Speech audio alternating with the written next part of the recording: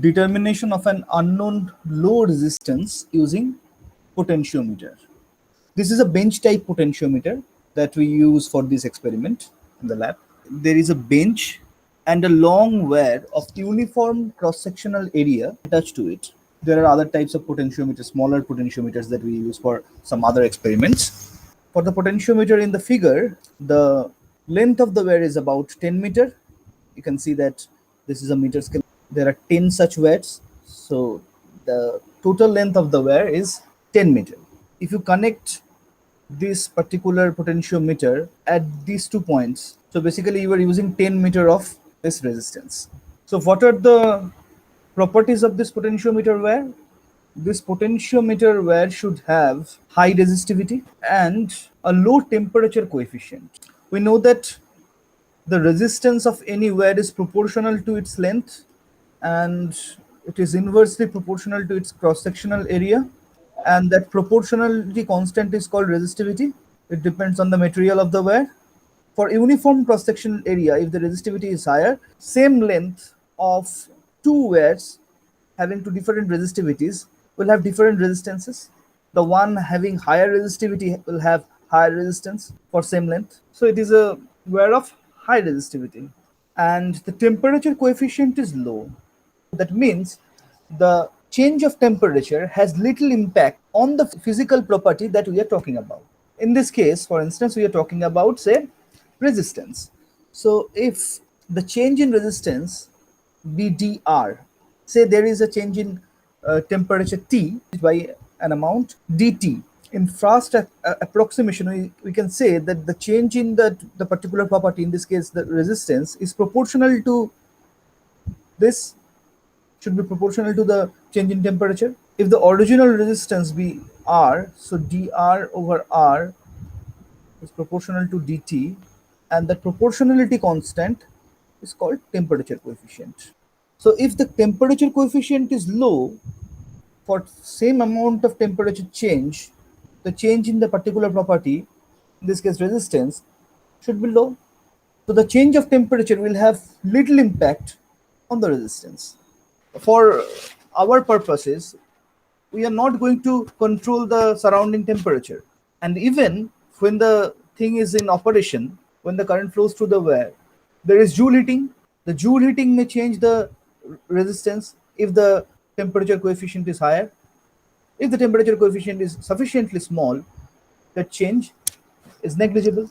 So these are the two properties that should be there for a potentiometer wire. So what is the principle of a potentiometer?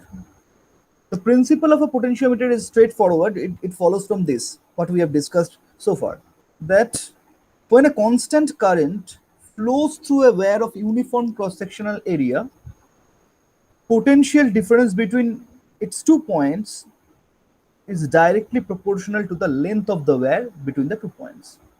How do we get that? Look at the principle. We are saying that a constant current flows through a wire of uniform cross-sectional area. So A is constant. Obviously, we need a potentiometer where whose cross-sectional area is constant. That is also something that we should keep in mind.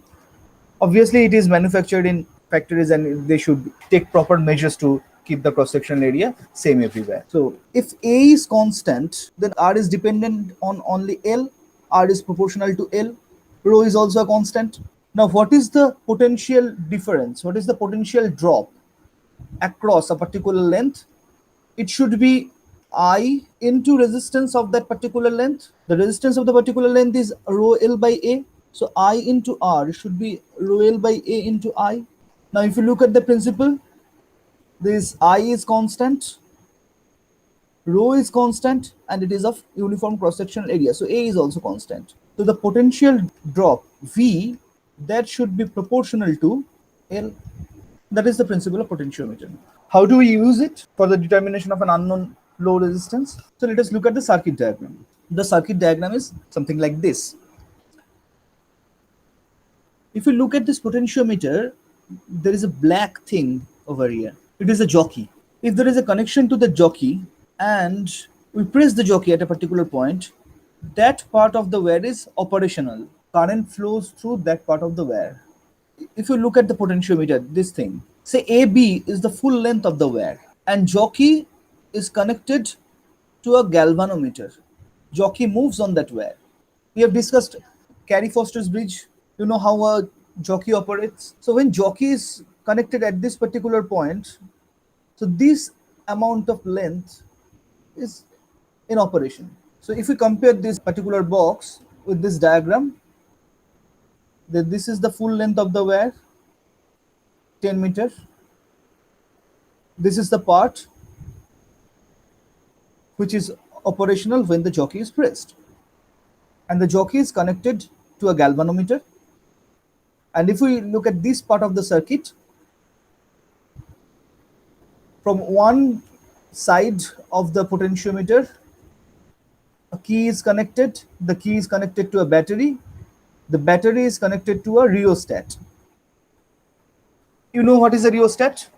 Rheostat is a, you may say it is a variable resistance. You can vary the resistance. Okay, this is a rheostat. You can connect both sides of the rheostat with your circuit, or you may connect one side. For the purpose of the rheostat, we usually connect one side and the other side is connected to this. A jockey slides on this coil. So if the jockey is at this particular point, one end is, so one end of the circuit is connected to this, the other end of the circuit is connected to that. So this amount of wear, which is wound around this cylinder, so this amount of that coil is in connection. Say the current is flowing through this, it is going like this, going through the coil, then it comes back like this. If you move the jockey to a new position, so you have a longer length of coil in action, like that. So a greater resistance. So by sliding this jockey on this coil, you can control the resistance. So this is a variable resistance that you are going to use in the circuit. That is the idea of a rheostat. For a variable resistance, this symbol is used. That means you can change the resistance. And for a rheostat, this is also a straightforward symbol. This is showing the presence of the jockey.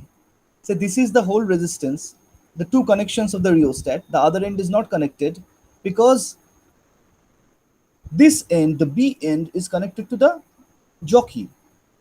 So if the jockey is at this particular point, so the current will flow through this, through the jockey, and this part of the length should be operational, like that. So by moving the jockey on this thing, we can change the resistance. That is the idea of the rheostat. So this part of the circuit, what do we have? Both ends of the potentiometer are connected.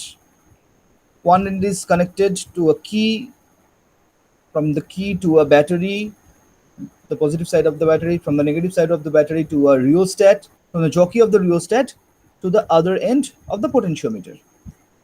In the other part of the circuit, we have the unknown resistance, unknown low resistance here, which is designated by X, and this R is a known resistance. They are in parallel connection and they are connected to two keys, K1 and K2. When these two keys are closed, that part is in action, that part is operational. So they are in parallel connection and they are connected to another battery B2 and another rheostat RH2, and that rheostat, in this rheostat will apply a resistance which should be greater than these two resistances. That should be greater.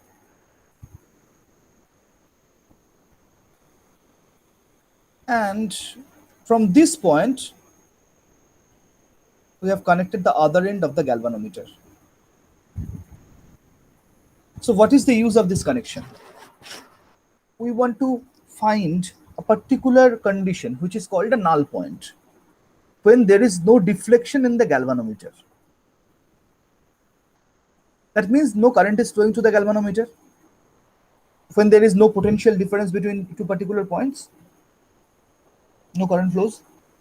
If no current is flowing through the galvanometer, then no current is flowing through this.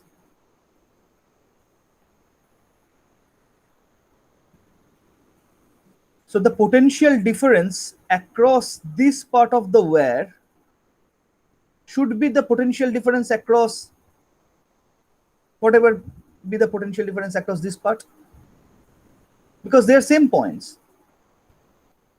The potential difference which is applied in this part of the circuit should be same as this when the null point is reached. So in the first part of the experiment, say this key K1 is closed. This is closed. So this part is connected. And we say I current is flowing through it.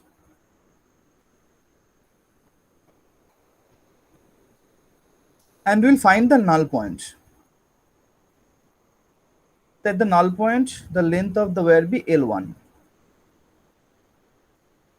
Obviously, in this case, we have to count in which length of which wire the null point is achieved. So if 5 full wires are involved and say another 100 centimeter of another wire, so what is the total length that is being employed? This L1 should be 5 into 1 meter plus 0.1, because the length of each wire is 1 meter. It is a representative diagram, right? So it is showing the total length of the wire, 10 meter. In actual apparatus, that 10 meter is like this. It is attached to the bench in this zigzag fashion. So if L1 length is deployed and for this length the null point is achieved, then the potential difference is proportional, should be proportional to this L1. That is our principle. The potential difference across these 2 points is proportional to L1. The potential difference across these 2 points and the potential difference across these 2 points, they're same, right? So what is the potential difference across these 2 points? Look, this one is not connected now. This K2 key is not closed. So the current I should flow only through this. Why? Because no current is flowing through this part. So the current will flow only through this and come back to this. This part is disconnected, and due to the null condition, nothing is flowing through this. So you can write I into R is proportional to L1. In the second part of the experiment, we'll disconnect this key. We'll open this key, K1, and we'll close key K2. This K2 key is closed. In both the parts, that key K is closed, obviously. So when K2 is closed and current I is flowing through that circuit, just like the previous part, I current flows to this X and comes back to this rheostat, and then to the negative end of this battery B2. As this R is open, no current flows through this. And for the second part, say the null point is achieved at a length L2. If the null point is achieved at a length L2, then we can write I into X is proportional to L2. Again, we are talking about the potential difference across these 2 points. The potential difference across this point and this point is same as the potential difference across this point and that point. No extra resistance is in there. So Ix is proportional to L2. So from these two, what do we get? X by R is equal to L2 by L1. So what is X? That is our goal, to find out this unknown resistance. R into L2 by L1. We have to make this resistance RH2 bigger than this, because whether we connect X or R in the two parts of the experiment, the current flowing through the circuit I should be same. If this resistance is much greater than these two, then the change of these resistances should not hamper the current flowing through this, as if we are allowing this to be a constant current source. So why do we use this type of arrangement?